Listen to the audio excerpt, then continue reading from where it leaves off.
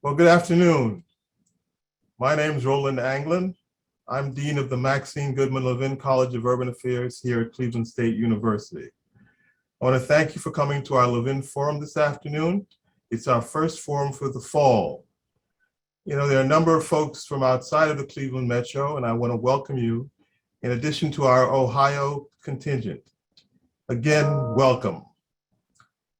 We are so fortunate to have Professor Sheryll Cashin, the Carmack Waterhouse Professor of Law, Civil Rights, and Social Justice at the Georgetown Law Center, join us to discuss her new book, White Space, Black Hood, Opportunity, Hoarding, and Segregation in the Age of Inequality. But a bit about Professor Cashin before we begin. Professor Sheryll Cashin hails from Huntsville, Alabama.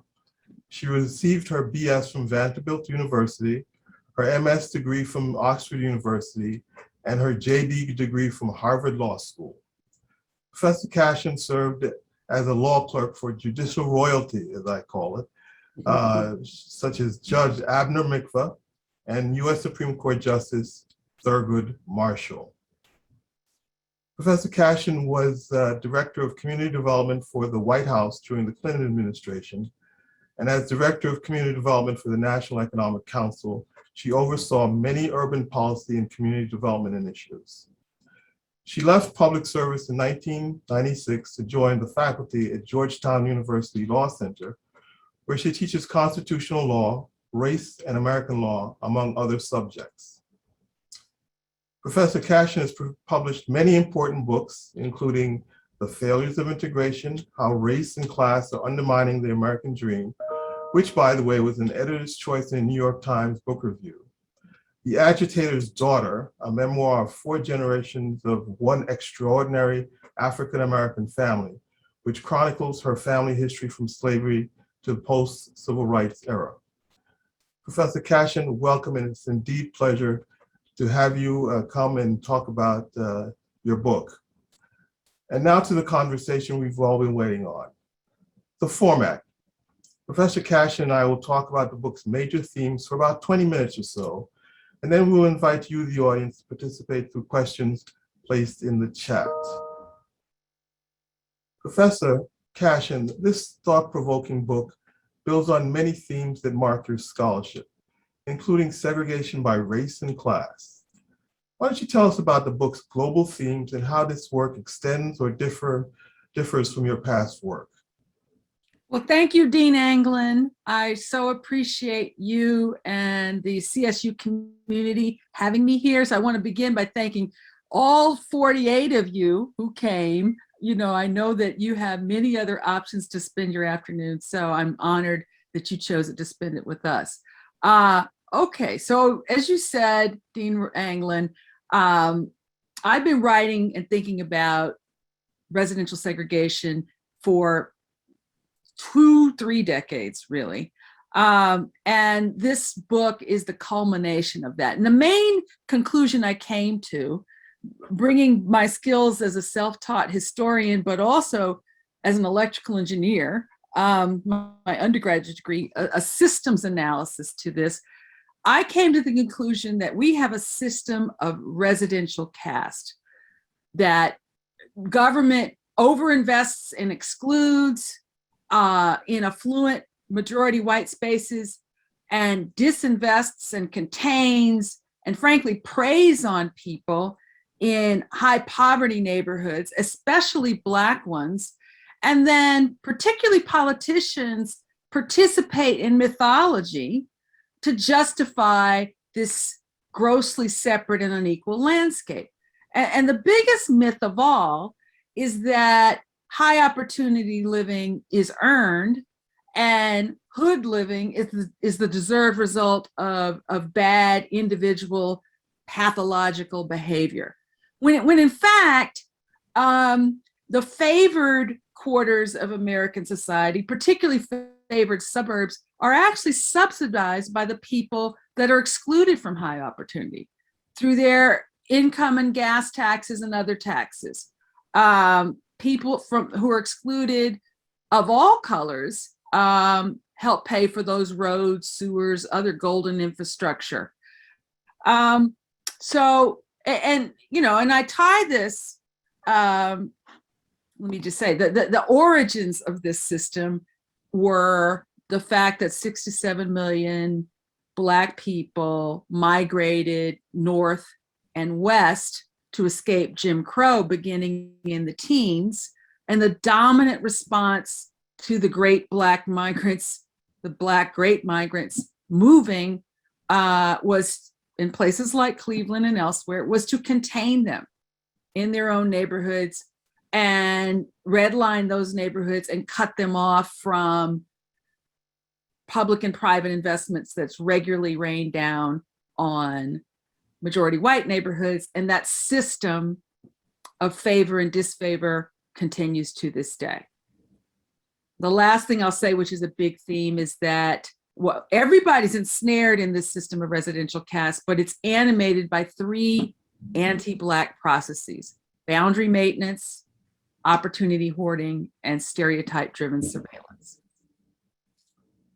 Thanks for that. And we'll get into those 3 typologies, but you list a number of epigrams describing African Americans as inferior and not deserving of full respect and citizenship, including one from Thomas Jefferson right up at the beginning of the book.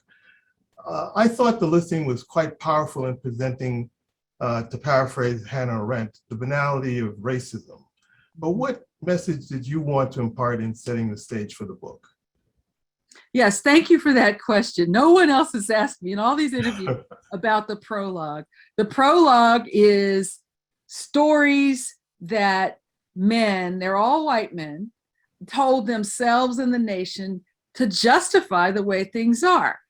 Each time we have had at least three peculiar Black subordinating institutions, from slavery to Jim Crow to the iconic ghetto and mass incarceration.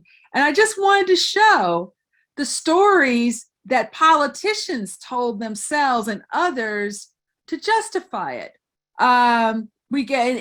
There's always been anti-Black myths, and that those continue to justify structures of supremacy. The nature of the structures have changed, and so has the language. So you go from things like, the inferior docile slave who's not worthy of full personhood, to the sexual predator, the idea that if we allow Black people to sit where they want on a train, Black men are going to rape your daughter. That was the central animating dogma behind Jim Crow. And then you fast forward to today, and the most grossly transparent weaponizer of this rhetoric of late was Donald Trump running for president.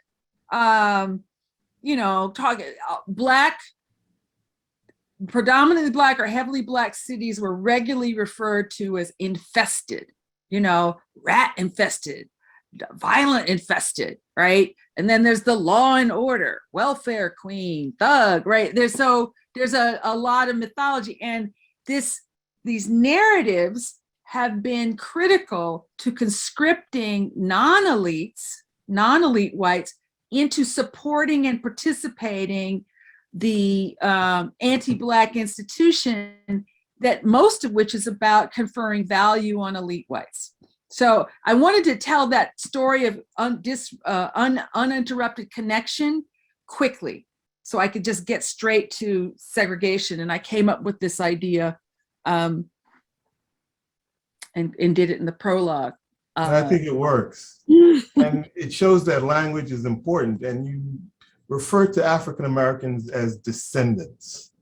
And I thought that was an ennobling way to describe folks who have been oppressed and excluded from the system.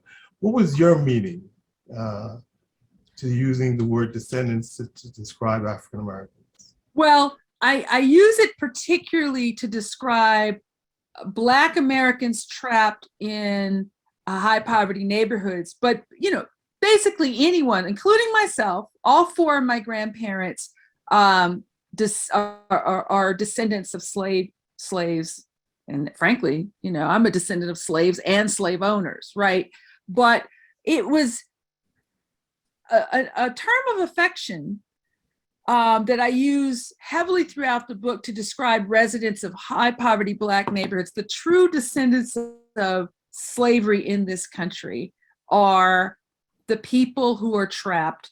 I guarantee you, if you went through and did a DNA test, and here's the unbroken continuum, they've got, Black Americans moved from the South. Why were they so heavily concentrated in the South? Slavery. They move in the Great Migration and they get contained. And anyone who could exit high poverty, concentrated poverty does, but there's an unbroken continuum there. So I came up with that honorific also as a way, one, of speaking positively about my people, but also as a way of emphasizing the unbroken continuum.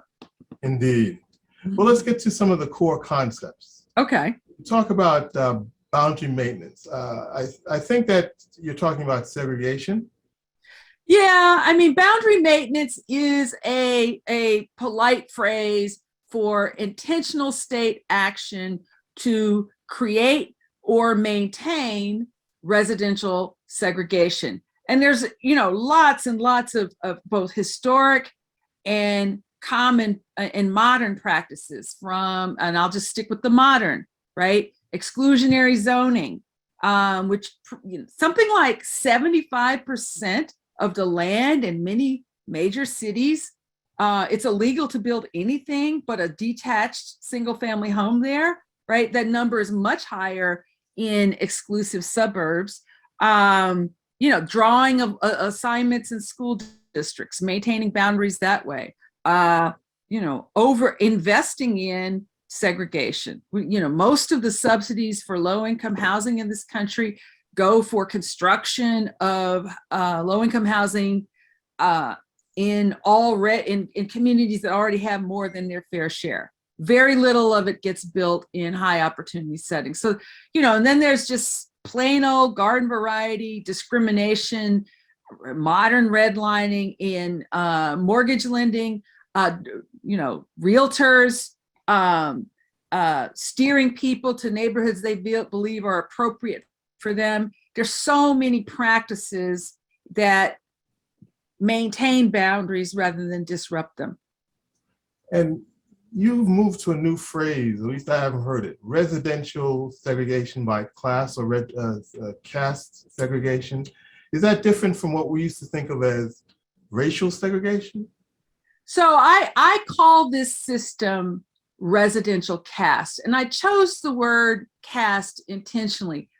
There is very little social mobility, particularly for poor children who, lost the neighborhood lottery and are consigned to high poverty neighborhoods, places where more than 40% of the people around them are poor, right? There's very little social mobility and the systems are so stacked against you.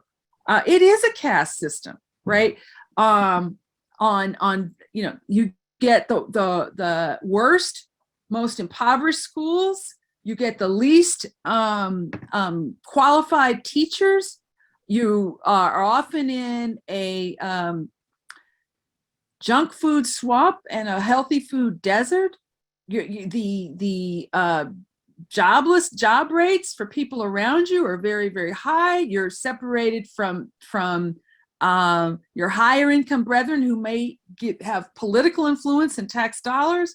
You are excessively policed, massively incarcerated, often for nonviolent offenses that people who live elsewhere get a pass on. So, you have to be superhuman to overcome these systemic forces set against you.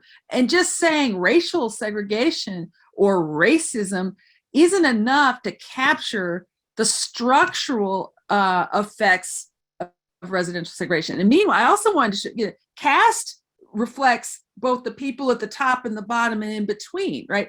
Everybody in this system, everybody who cannot afford to buy their way into a high opportunity, affluent area gets a very different deal, gets less opportunity, less in public and private investment, and the people at the extreme end of concentrated poverty get the worst deal. That is a caste system.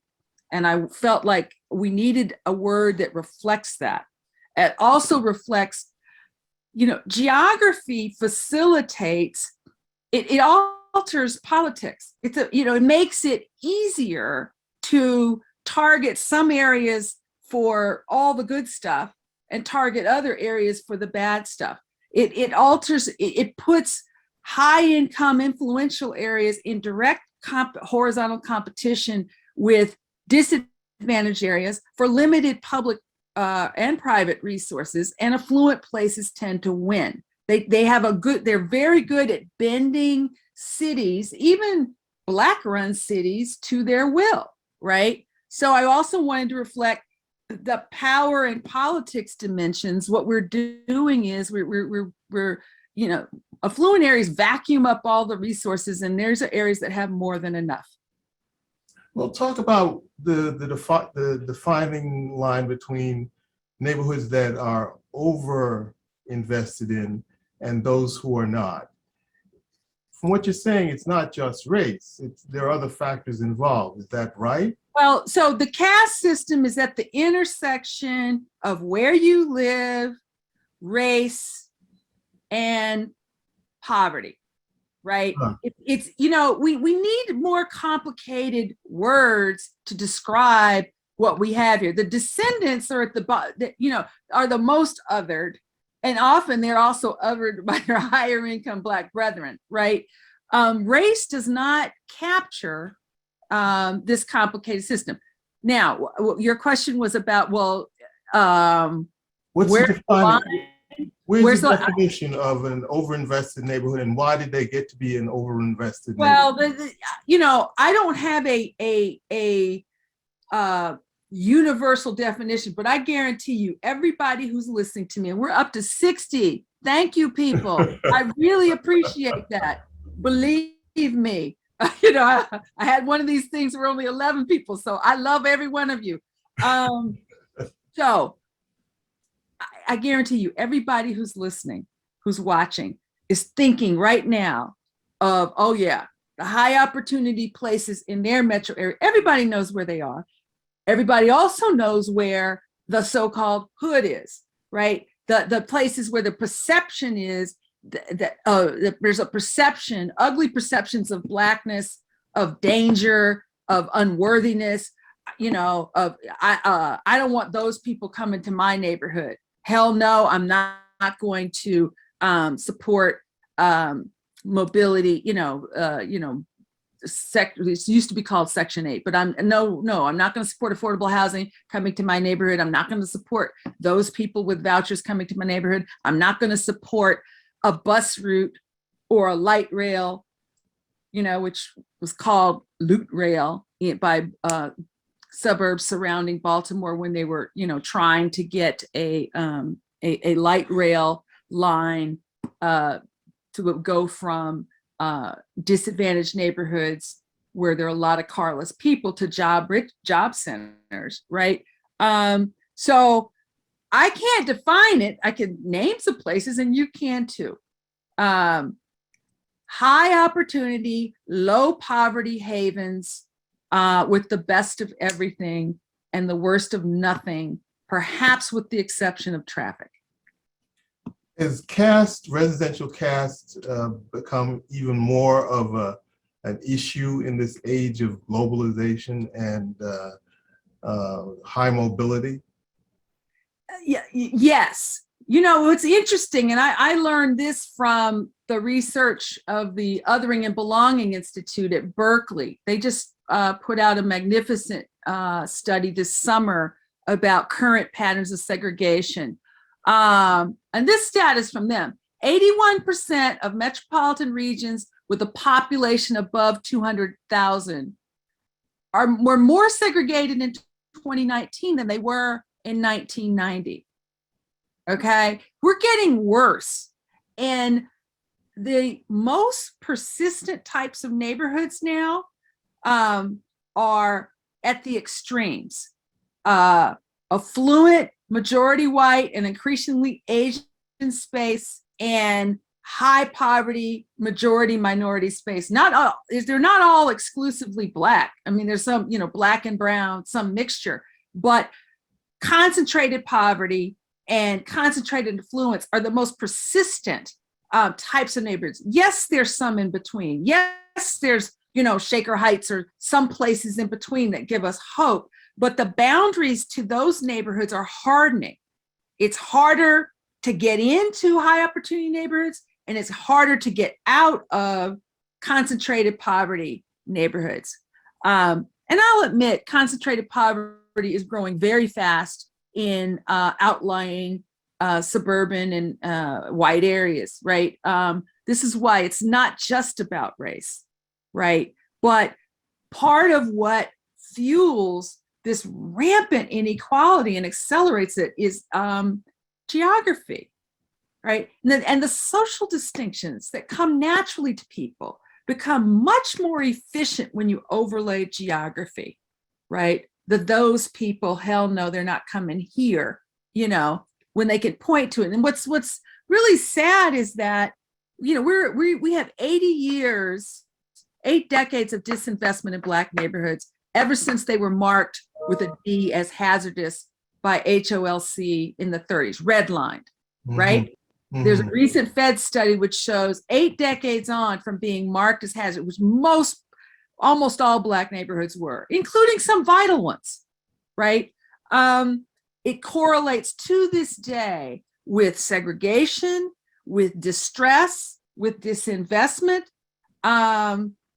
And, I show in the book that throughout the 20th century and continuing today, there's been disinvestment in roads, sewers, certainly schools in those neighborhoods, trash collection, right? And it becomes easier for people to associate distressed conditions in majority Black neighborhoods with Black people, right? There's something about Black people that creates this. No, it's government devaluing Blackness and disinvesting in it. Let's return to Baltimore, because you really use Baltimore as a little bit of an archetype. I was stunned by the example of the light rail and how that was argued for the community wanted it, and yet it was taken away by the fiat of a governor. Explain that for me. It was supposed to be a helpmate to get people out to jobs. This is what we want, but yet it was denied. Why? Wasn't that something? It was. I'm gonna tell the listeners about it, but that incident made me so angry. I think it's kind of what fueled me writing this book. It was so atrocious. So very quick. So Baltimore is chapter 1. I use it as a case study in residential caste. Every single city in America, including Cleveland, has gone through the same stages that Baltimore did. Why did I pick Baltimore? Well, my boss, Thurgood Marshall, was from there. It's close by. I knew some of the history. But Baltimore had one of the largest free populations of Black people during the Civil War. That's kind of what, I'm sorry, I'm mentally tired. What pierced the imagination of Frederick Douglass. I have right here, I'll show you. This is an original copy of the Life and Times of Frederick Douglass, my hero and my father's hero, right? But so they'd gone through all of this and all of the stages of creating Black ghettos, Negro removal, all the cumulative trauma of highways being mowed through vital Black areas. And then we come to the 2000s, right?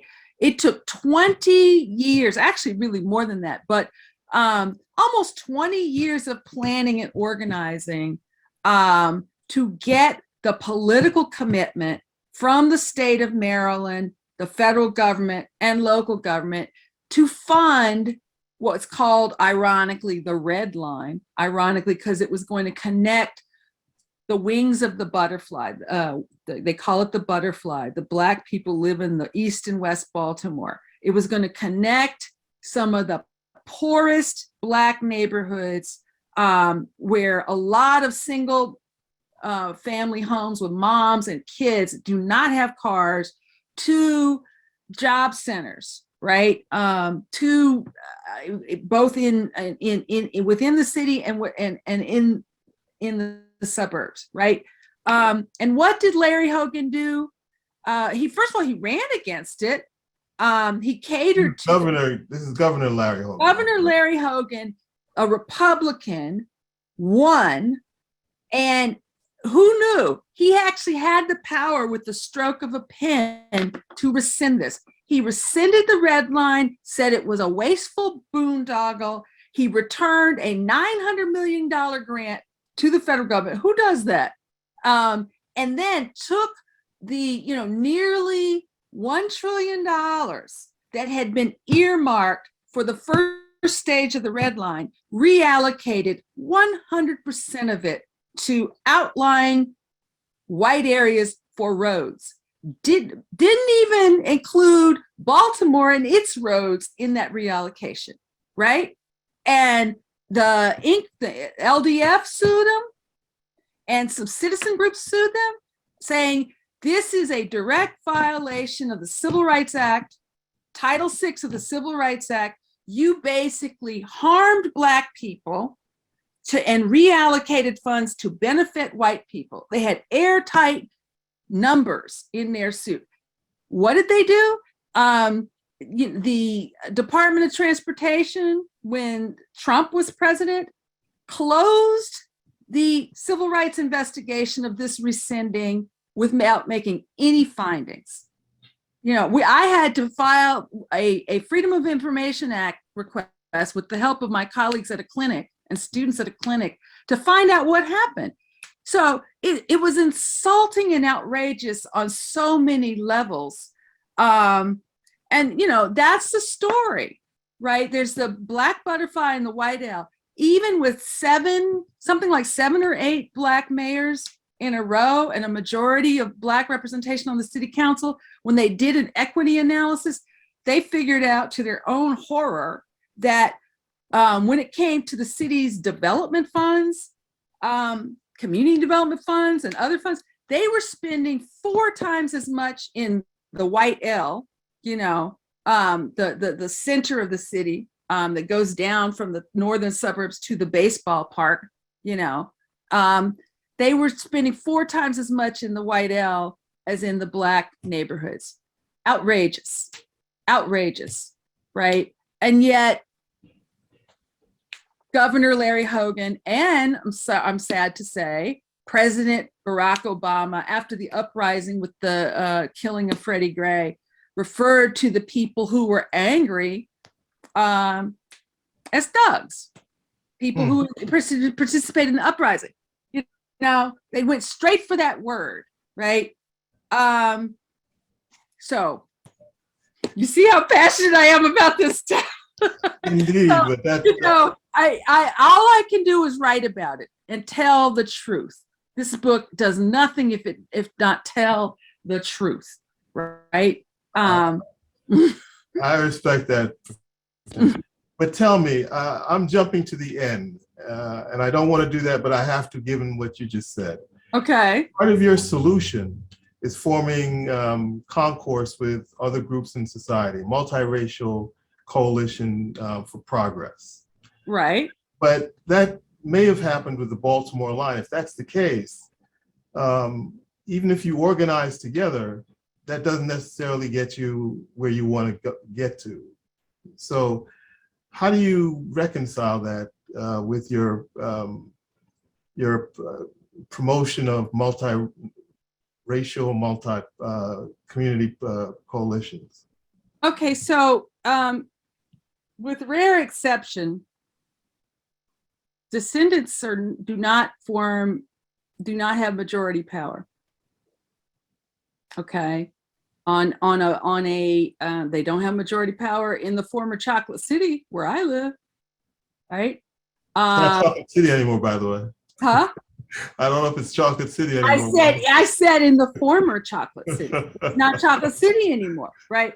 So with rare exception, descendants do not have enough political power to pass things. That's what it means to be a descendant. You know, literally powerless to change through public policy, the policies that harm you, right? You saw that so clearly with the Flint water crisis, right? So you got to get some power, political power, if you want to change things, if you want racial equity, if you want to reallocate some of the policing budget to youth programs, or, you know, pick your issue, right? If you want a civilian review board of your police, pick whatever your issue is. You got to get to 51%, hopefully a better margin on, you know, with the policymaking body. Okay. So, you know, that is just political reality. I also was just raised, you know, I come from a civil rights family in Alabama. I write about this in my memoir, The Agitator's Daughter. My father founded an independent Democratic Party in Alabama when the regular Democratic Party was basically the Dixiecrats dominated by George Wallace. He purposely did not follow Stokely Carmichael's example of the Lowndes County Black Panther Party. He purposely recruited white Unitarians and liberals to be part of the movement, right? It was about, and that was the most direct affront to a white supremacy politics. So you see, you know, there are people, and we said we had 20 million people protesting the summer of 2020 in 2,500 areas, raising signs saying that Black Lives Matter, right?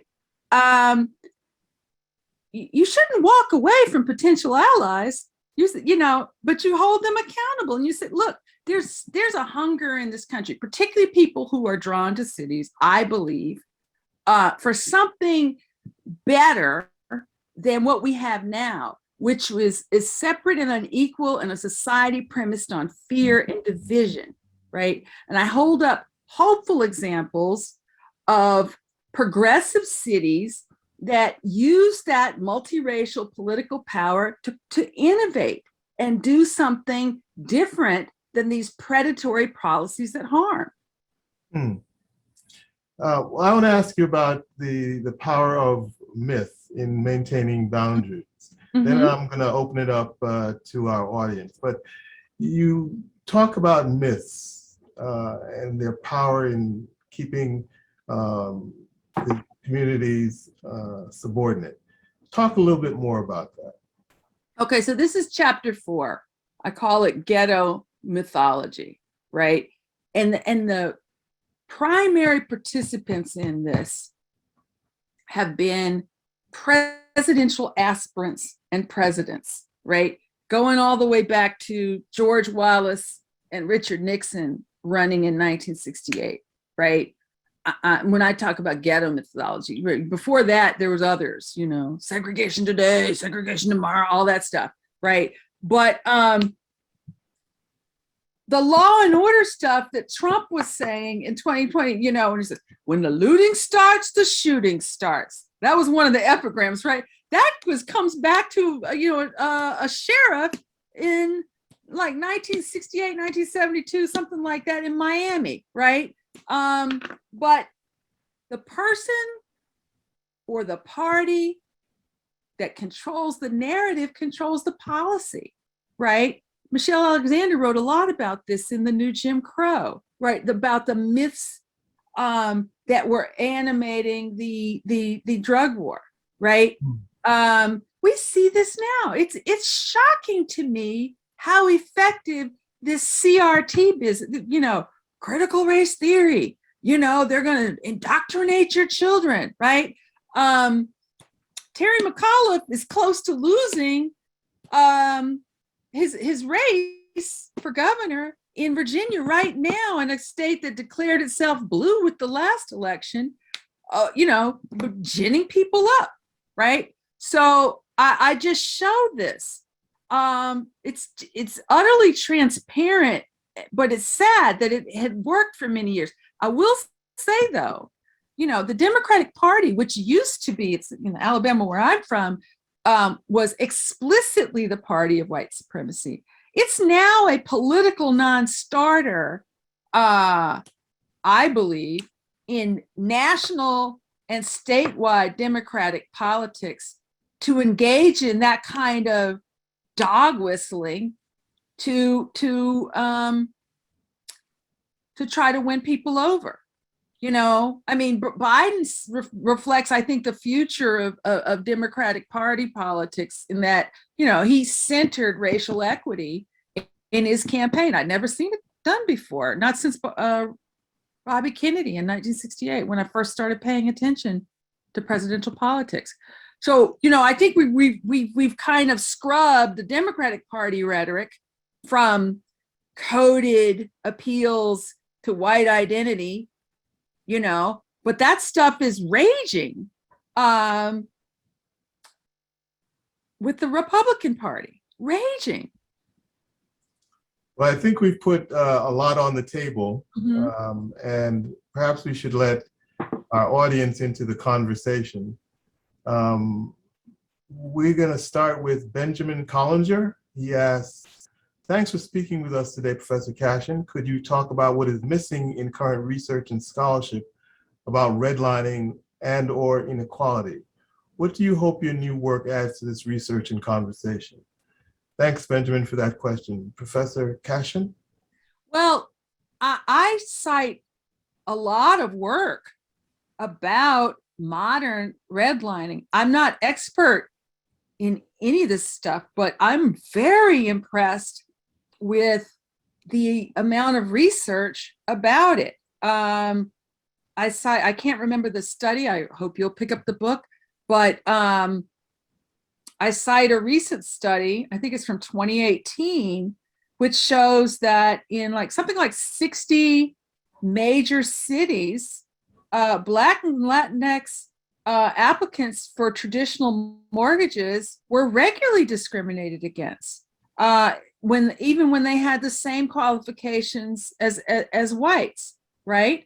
So I don't know about the specifics, but I couldn't even keep up with all of the wonderful research that's out there about credit market. Another thing that's really disturbing that I found is that private equity has reintroduced the old installment contracts, housing installment contracts, which were they preyed on Black people in the 60s with this. It's like buying a house on layaway where you don't accumulate any equity as you go. And I found researchers showed that these installment contracts are designed to fail. They want someone to go into default so they can just put them into default, churn it, and sell this property to the next person. And most of the properties, this is happening with these properties that have been foreclosed, right?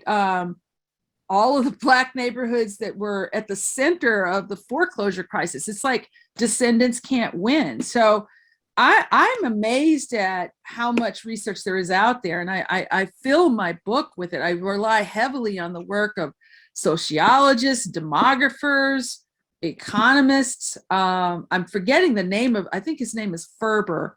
An African-American young man I recently appeared on a panel with. And, his research showed just how durable redlining and economic predation in Black neighborhoods is. Our next question is from Prester Pickett, who we know well. He says, can you explain the ironic occurrence of many low-income neighborhoods often being in close proximity to colleges and universities? Well, here's the thing. Colleges and universities typically have been around a long time, right? With some exceptions, right?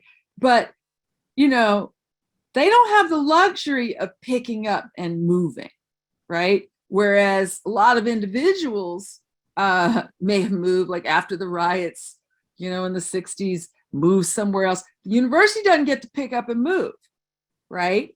So that's really part of it. I don't know what else to say about that. Like, I think that's absolutely correct. But since we're on colleges and universities, let's backtrack a little bit and look at the system of upward mobility. And one of the things that you mention in your book is the inequality of education in urban spaces. And the fact that urban schools are less than, they're given less resources, that leads to stifling folks from going on for a post-secondary degree. Could you talk a little bit about that? That, education or post-secondary education is one avenue, a big avenue for upward mobility, but yet the inopportunity of urban spaces, urban neighborhoods, Black neighborhoods, prevents the descendants from getting on the treadmill of upward mobility. Talk a little bit about. Yeah, so I had a conversation with a young woman who grew up in a concentrated poverty neighborhood. And she told me, in my neighborhood, there's only about 3 or 4 ways you get out of here. Either you join the military, or you go to college, or you die. And she said that, and she actually did go to college, but she said that precious few people from her neighborhood go to college. Very, very few from her, and it's why? It's probably a lot of things, right? It's very, very expensive, but to be honest, governments aren't even doing a good job of connecting descendants with the jobs that are available in the cities there, right? I'm not saying that descendants shouldn't have college aspirations, but they're just not that good at creating opportunity at all of any kind.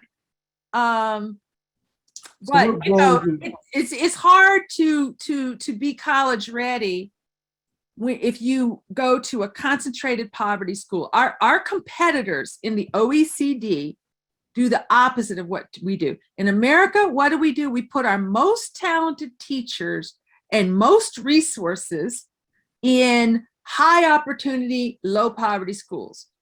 Our OECD competitors, particularly in Europe, do the opposite. They put extra resources in disadvantaged areas and their most talented teachers in disadvantaged areas. We do the opposite. Very good. I think there's some more questions on this point, but let's move on. I want to get as many folks in as possible. Jonathan Chisella asks, how can we support Black-led neighborhoods that have failed? Detroit and East Cleveland comes to mind. Do they deserve the labels of failed?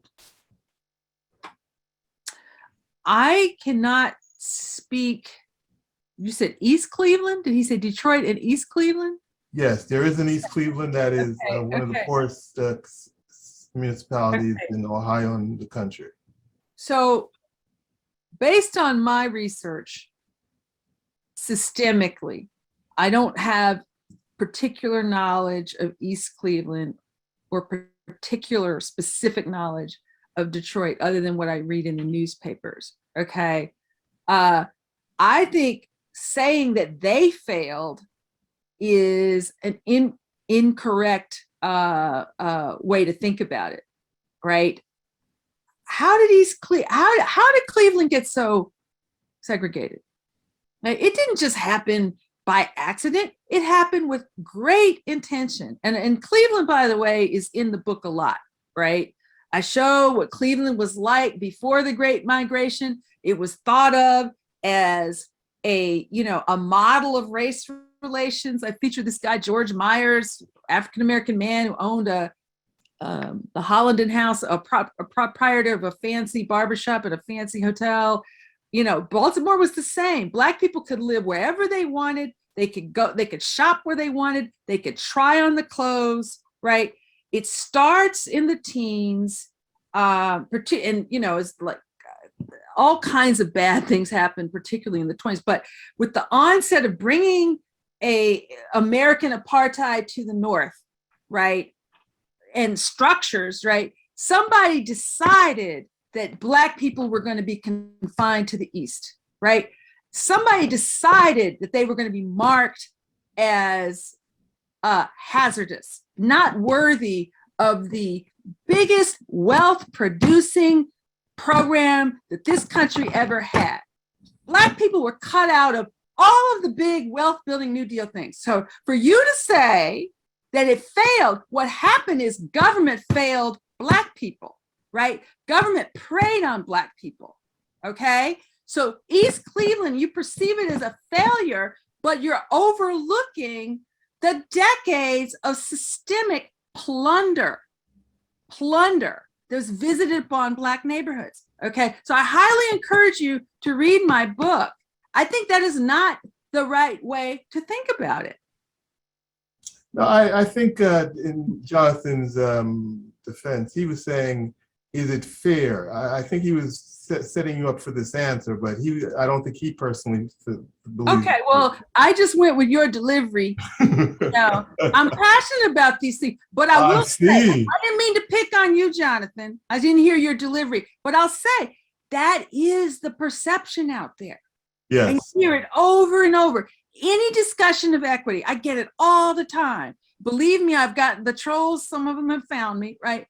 And they go right back to, but what about all the bad parenting? And what about the bad behavior? And, it just goes, you make good choices, I see you, they look at me, I have 3 degrees, honor student, everything but, I went to well-integrated, well-resourced public schools in the era when the South was actually trying to integrate schools and actually did. It was the land of opportunity, right? I did well because I got to go to well-resourced schools and I had excellent teachers, right? Indeed. People who everybody deserves it, but only a fraction of American society is really getting that. Indeed. Mm-hmm. Why don't we move on to Barbara Hoffman? She asks, cross-cultural comparative anthropological studies have shown caste to be a form of social stratification in which a necessary characteristic is endogamy, restricting the choice of marriage partner to others of their own group. Residential segregation is not always a component of caste, but can be. Have you thought about the marital practices as part of your concept of residential caste? I haven't, but that's a fascinating question. Absolutely fascinating. I would venture to say that within my own, I'm going to just say it, my own tribe of highly educated Black Americans, I'm not seeing any, it's the same with all groups actually now, right? I'm not seeing people marrying across their socioeconomic status. I'm not seeing, high income people are not actually interacting with very low income people, even of the same race. And they're definitely not marrying, right? Definitely not, right? So that's an interesting observation. And I make it clear, I make it clear what I'm saying in the book that's different than what the runaway best-selling author Isabel Wilkerson says in her book Caste. There's a reason I say residential caste, right? But that physical, so again, I said the social distinctions that come naturally to people are much easier when you add geography to it, literally physically cut off from, and people make their decisions often on where to live based on this, right? I have some very brutally honest, I'll say I have a very brutally honest stuff in there. And I cite the work of a sociologist, a Black female sociologist, can't remember her name right now, which she interviewed a lot of upper income or highly motivated, highly educated Black people, and avoiding the undertow of the hood, getting far away from it, and getting their kids away from it were very much on their minds and thinking about where to live. Okay, let's move to Megan Cantrell. How do cities like Cleveland, who have used tax abatements to draw businesses and homeowners to the city, therefore gentrifying so many neighborhoods and long-term residents, how do we course correct these decisions and policies?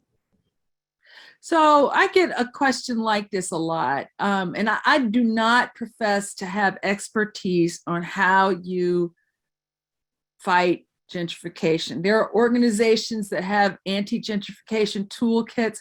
What I will say is you definitely, so people say, okay, one of your solutions in my final chapter, Abolition and Repair, is to prioritize historically defunded, historically redlined neighborhoods, most of which happen to be Black, right?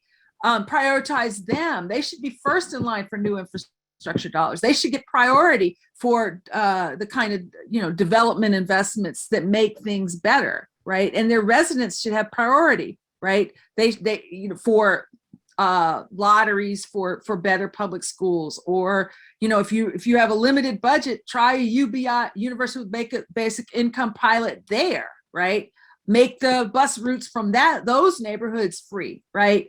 And I'm forgetting the question. Come back, remind me. How do you course correct for? Oh, okay. So what a lot of people are concerned, like, well, if you make Black neighborhoods better and invest more in them and even get the gun violence down, have proposals about that, isn't that just going to have people flood in there to gentrify? Well, you have to have policies in place. You really should have an inclusionary zoning ordinance, but you need to have policies in place to hold on to your affordable housing stock and make sure people, including descendants, get to stay. Segregation in the landscape we live with was constructed with great intention. We're coming off of a century of intention. I show it all, from the 1910s straight through to today. It's going to take that kind of intention to create something different. Indeed. Let's go to Diab Darissa. Even though steering, blockbusting, and redlining are illegal, do you think local policy and industry secrecy are keeping these practices alive today? Steering, blockbusting, and what else? Redlining. And the question, repeat again. They say it's illegal, but do you think that local policy and industry secrecy are keeping these practices alive? I think that refers to the fact that when you have a CRA agreement, it's not publicized, so there's no real accountability. Yeah, I don't have a specific example, but that sounds right to me. Like I say, developers, they make it their business to influence what happens through their money, through their connections. They have ways of bending the public officials to their will, right? So that sounds right to me. Okay. Patricia West asks, what do you see as the roles for Blacks who are afforded high opportunities in combating the caste system? That's an interesting question. So everybody has to make their own decisions.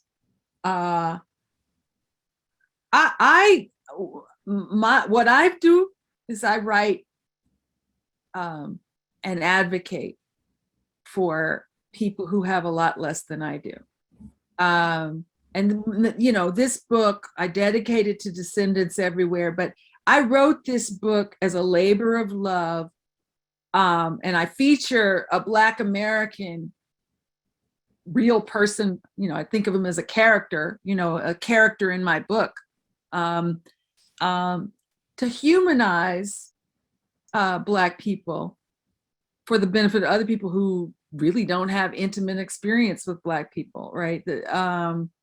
So I do this through this is what I do with my time, you know. Everybody has to make their own choices. I also tried walk the walk as long as it worked for my kids. I had my kids in public school, admittedly charter schools, from first through seventh grade, right? But I'll admit, but by seventh grade, each year, the poverty rate for the schools my kids were in was going up. By seventh grade, 53% of the kids were on free and reduced lunch. Now that's not the reason we left, but it just wasn't working for my kids anymore, for a variety of reasons. But I walked the walk as long as it worked for my children.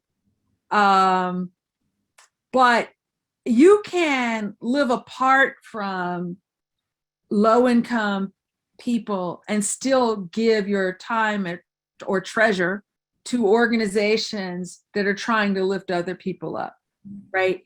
You can vote for and give your campaign donations to people who are serious about racial equity, who want to be innovators, who want, if you don't have an appetite for, so many of, I'm in this arms race in DC, so many very successful Black Americans are all sending their kids to private school. I'm doing it now too. If you don't have the appetite for entering, public schools, but you can still support public schools as an institution, right? Look at what King James did, right? With that, was it called the Promise School, right? Akron. Huh? In Akron? In Akron, right. He adopted this school, brought his time, treasurement, you can find ways to make a difference, maybe in the lives of one person, if not, but you have to decide yourself. But I do think it matters. I do think seeing your lower income brethren and sistren or whatever people with a lens of love as three-dimensional human beings who are worthy of the moniker citizen and worthy of inclusion and supporting institutions that lift people up is important. So, you just find ways to do it. Good. A question from Robert Pfaff. He asks, how do university policies towards creating their own private but legally public police forces contribute to the narrative of safety near these urban institutions?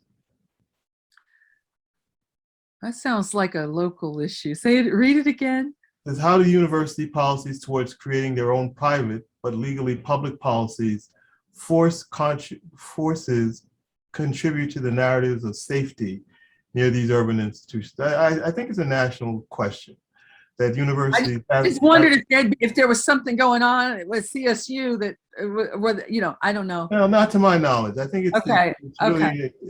An issue around the country, that you have universities who are supposed to be the bastions of freedom and democracy, but yet to keep the great unwashed out, they have these very strong police forces. In fact, in my alma mater, the University of Chicago, they have one of the largest police forces in the state of Illinois. How do you reconcile that with the primary mission of the university? I don't think you can reconcile it. Well, that may be the answer. Well, I'll put it this way. I see some universities, Johns Hopkins comes to mind. I don't doubt that Johns Hopkins has a lot of police presence in the neighborhood. I also see that it's doing a lot of research on solving gun violence. And it's investing in the housing in the neighborhood around it. I think that universities that happen to be near high poverty neighborhoods it's interesting. They have all these resources, and they have these students to protect, but I think there's the only way you can ethically approach this is to try to be a partner to those neighborhoods. I mean, I found this out from the University of Chicago lab. I can't remember, the Solutions Lab or something like that, but they found that you could reduce gun arrest by 43% in the most violent neighborhoods in the city just by giving teenagers a mentor and a summer job, right? So rather than spending a lot of money on police, you know, and having a wall force presence, seems to me like the University of Chicago ought to be about the business of recruiting people, maybe Chicago students, to be mentors and giving a lot of these kids jobs, right? I mean, that's an example of a very different strategy with dealing with the fact of proximity to high poverty neighborhoods where there may be unsafe gun violence. I mean, the people who live in those neighborhoods, they have to negotiate gun violence too, and they don't like it either, right? And they're not, you know, they're underprotected and over-policed. It's a nuanced issue because, not to be defensive, but Chicago is doing that. And although they have a very large police force, as you said, they have a very large presence in the community. They are a model anchored institution through their research and also their practice. But now they have a prior history that's not pretty. Oh yeah, definitely. They've learned. This is a question from Keith Ari Benjamin. Can you talk a little bit more about the importance of reform at universities to eliminate concepts of merit and how universities can better remove structural barriers? To eliminate concepts of merit.